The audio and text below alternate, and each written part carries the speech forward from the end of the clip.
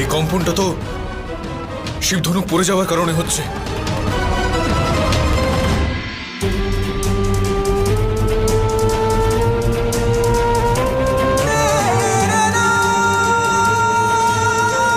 কিন্তু শিবধনু কক্ষে তো সবার ঢোকা বারণ রয়েছে, তাহলে ধনুকটা পড়ে গেল কি করে?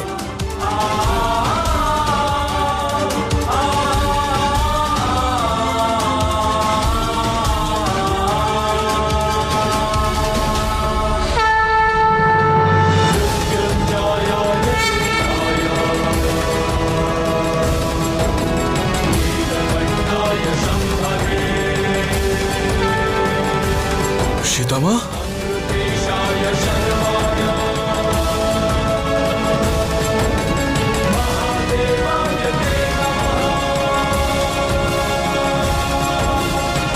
সীতা, ক্ষমা পিতাশ্রী, আমি জানতাম এই কক্ষে আসা বারণ আছে, কিন্তু লুকোচুরি খেলতে গিয়ে কখন এখানে চলে এসেছি বুঝতে পারিনি।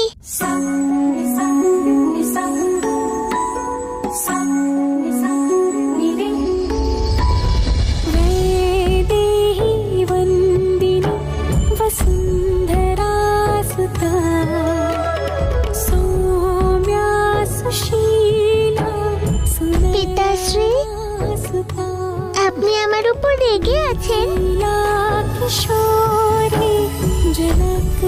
না মা, যে মহান শিবধনুকটাকে বড় বড় যোদ্ধারা তুলতে ব্যর্থ হয়েছে সেটা